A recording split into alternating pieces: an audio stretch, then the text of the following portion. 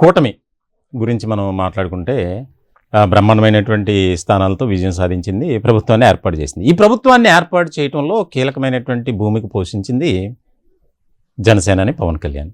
కానీ కూటమి ప్రభుత్వంలో కాపులకు సరైనటువంటి ప్రాధాన్యత లభించట్లేదు అనేది ఆవేదన ఉందా సార్?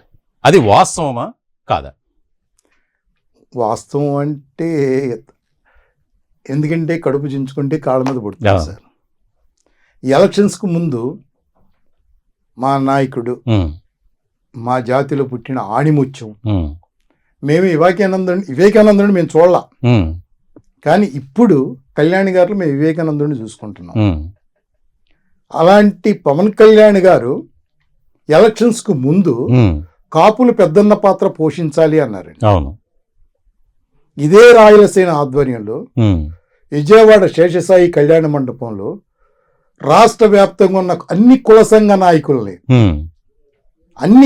నాయకులు రిజిస్టర్డ్ అయినవి, రిజిస్టర్డ్ కానివి 172 సంఘాల నాయకుల్ని వేదికగా ఏర్పాటు చేసి మీటింగ్ ఏర్పాటు చేసామండి. చేసినప్పుడు అందరూ ఏకతాటిగా ఆయనతో కలిసినా కలవకపోయినా మనం ఈసారి కళ్యాణ్ గారి మాట ప్రకారం ముందుకెళ్దామని నిర్ణయించుకొని తీర్మానం చేయటం జరిగింది సార్. అంతా ఓకే.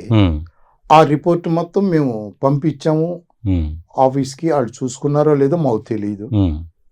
దేవుడి దేవల్ల కూటమి ప్రభుత్వం అన్నది విజయకేతనం ఎగరేసింది. ఆ తర్వాత కళ్యాణ్ గారు డిప్యూటీ సీఎం అయ్యారు, మినిస్టర్స్ ఇచ్చారు, అంతా బాగానే ఉంది. స్థానికంగా వచ్చిన ఈటిల్లో న్యాయం జరిగిందా అన్యాయం జరిగిందా అన్నది ప్రతి ఒక్క సోదరుడికి తెలుసు.